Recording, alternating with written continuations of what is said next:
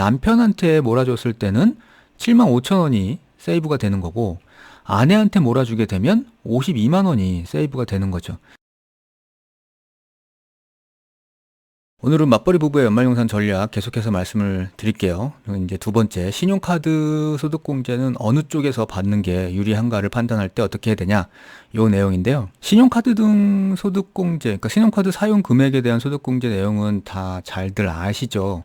그래서 이제 전체적으로 보면 15%에서 40%까지 율로 공제를 해주고, 근데 이제 요게 지금은 개정안이 나와 있죠. 그래서 대중교통 같은 경우에는 뭐 80%까지도 나와 있는데, 일단 지금은 그 올해 기준으로 설명을 좀 드릴게요. 사실 신용카드 사용 금액에 대한 소득공제는 좀 복잡하긴 해요. 이게 신용카드 썼냐, 아니면 체크카드 썼냐, 그 다음에 뭐 도서신문 공여원이냐, 뭐 이렇게 나눠지기도 하고요. 그리고 이제 공제 한도 같은 경우에도 뭐 총급여가 얼마냐 이거에 따라서 나눠지기도 하고, 그리고 이제 공제하려면 총급여에서 25%를 넘는 금액 가지고 한도 계산을 해가지고 공제 금액을 계산하게 되죠. 그러니까 뭐 여러 가지로 복잡한 부분들이 있는데, 일단 이제 신용카드 사용 금액에 대한 소득공제 방법에 대해서는 뭐 여러 번 소개를 했었고, 뭐 다른 뭐 인터넷이나 아니면 뭐 유튜브에서도 내용들이 많으니까 일단 여기서는 생략을 하고요. 오늘은 신용카드 사용 금액에 대한 소득공제를 맞벌이 부부 같은 경우에는 어떻게 적용을 해야 될 거냐, 요 내용이니까. 근데 이제 일단 그러기 전에 기본적으로 알아두셔야 되는 내용들이 있어요. 그게 뭐냐 하면, 일단 신용카드 사용 금액은 잘 아시다시피 총 급여액의 25%를 초과해서 써야 돼요. 따라서 내가 신용카드 쓴 금액이 내 총 급여의 25%가 안 된다, 이러면 나는 소득공제 받을 금액이 없게 되는 거죠. 그리고 이제 두 번째는, 이 신용카드 소득공제 같은 경우에는 본인 명의의 카드를 본인이 공제를 받는 거예요. 다른 이제 기본공제 대상, 그러니까 부양가족이 쓴 카드는 본인이 공제 받을 수 있지만, 이게 소득 제한이 있다 보니까 맞벌이 부부 같은 경우에는 본인 건 본인이 공제를 받아야 되는 거죠. 그래서 사실 이제 신용카드 소득공제를 맞벌이 부부가 어떻게 해야 될 거냐를 생각할 때 두 가지거든요. 하나는 아예 카드를 사용하기 전에, 그러니까 누구 카드로 몰아서 사용할 것이냐라는 걸 결정하는 거 하나 하고, 그 다음에 이제 부양가족이 사용한 거는 어느 쪽으로 몰아서 공제를 받을 것이냐 하는 선택 문제. 그러니까 요 두 가지를 가지고 이제 생각을 해봐야 되는데, 그건 뒤에서 다시 말씀을 드릴게요. 그 다음에 이제 사용 금액뿐만 아니라 적용 소득세율도 고려를 해야 돼요. 이거는 그러니까 25%를 초과해서 사용을 했는데 이 초과한 금액이 100만 원밖에 안 된다. 그렇더라도 소득세율이 높다 보면 그거를 300만 원 적용받는 소득공제보다 더 공제를 많이 받을 수 있어요, 세액적으로. 그리고 뭐 일반적으로 신용카드 사용은 이렇게 해야 된다 할 때 그 일반적인 내용들 있잖아요. 그러니까 뭐 25%까지는 신용카드로 채우고, 그리고 이제 25%를 초과하게 되는 부분들에 대해서는 체크카드나 현금 영수증 뭐 이런 것들을 쓰게 되면 공제율이 30% 이렇게 되니까 15% 공제를 받는 신용카드 사용 금액보다는 공제율 면에서 유리하다. 그래서 이제 그런 방법들도 있죠. 그런 방법들은 뭐 일반적으로 똑같이 적용이 되는 거고요. 자, 그래서 이제 맞벌이 부부가 신용카드 소득공제를 어떻게 받냐는 두 가지로 나눠볼게요. 일단 연초예요, 지금 가정 상황이. 그래서 아직 사용하지 않은 거예요. 이게 왜 이걸 말씀드리냐면, 내 명의의 신용카드로 사용한 건 내가 공제받을 수밖에 없기 때문에 아예 처음부터 몰아서 사용하는 방법도 있다는 거죠. 그래서 이제 사용 금액을 몰아주기인데, 이제 살다 보면 그 한 해에 뭐 이사를 가거나 아니면 뭐 큰 가전제품을 사거나 이러면 큰 금액이 들어가거든요.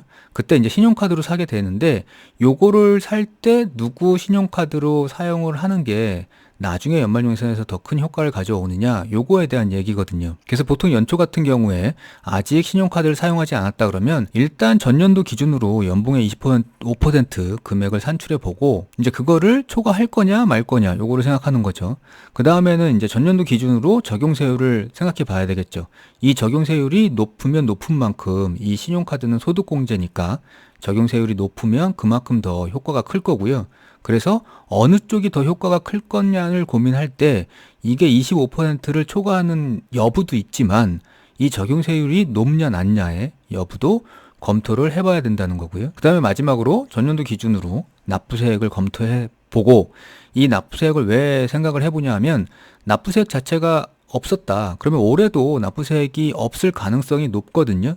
근데 굳이 납부세액도 없는데 이 신용카드를 사용을 해가지고 분산시킬 필요가 없다는 거죠. 그러니까 예를 들어서 아내가 납부세액이 없었다 이러면 이 신용카드는 남편 신용카드로 다 몰아서 사용하는 게 이 한 해는 가장 좋은 연말정산 방법이 되겠죠. 자, 이제 숫자로 예를 좀 들어볼게요. 이제 남편은 신용카드로 사용액을 1250만 원 정도가 사용할 것 같고 아내는 2,500만 원 정도를 사용할 것 같아요. 그리고 이제 남편은 1,900, 4천만 원, 아내는 이제 1억 원 정도 되는데 요거를 각자 신용카드로 각각 사용해가지고 각자 적용한다고 가정을 해보면 남편은 1,200만 원, 1,250만 원 사용을 했고요.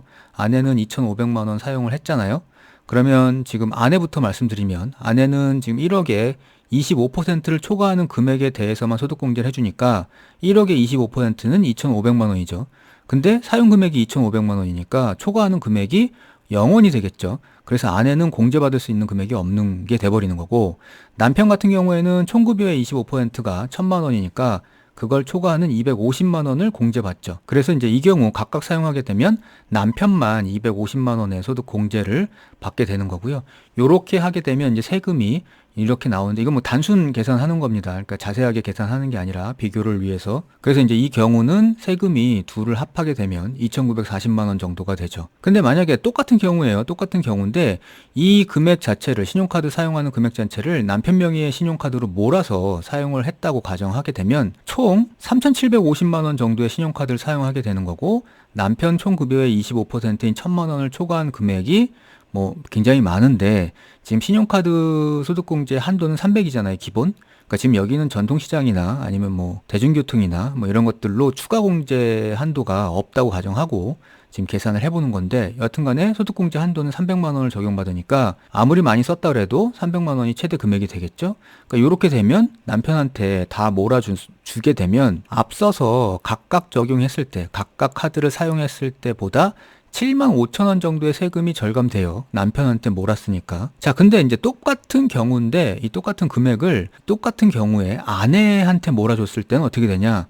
이제 요때는 지금 아내 같은 경우에는 1억 원에 25%가 2,500만 원이잖아요. 그러면 그거를 초과하는 금액 1,250만 원에 공제 한도가 300만 원 적용이니까 맥스로 300만 원을 소득공제가 적용되게 되겠죠. 그래서 이제 이 전 상황하고 똑같이 300만 원을 아내가 공제를 받다 보니까 이때는 세금이 둘이 합치면 2,890만 원 정도로 각각 사용했을 때보다 52만 5천 원이 세액이 줄어들죠. 그래서 이 경우 같은 경우에는 보면 남편한테 몰아줬을 때는 7만 5천 원이 세이브가 되는 거고 아내한테 몰아주게 되면 52만 원이 세이브가 되는 거죠. 그러니까 이게 왜 차이가 이렇게 나냐면 여기서 보시면 이 세율 때문에 그래요. 예, 이 아내 같은 경우에는 30%의 세율을 적용받다 보니까 공제 300에 90만 원 정도가 되는 거고 그 다음에 여기에서 지금 남편은 15% 정도의 세율을 적용받다 보니까 공제를 똑같이 300만 원 하더라도 그 효과는 절반으로 줄어들겠죠. 따라서 이 경우에는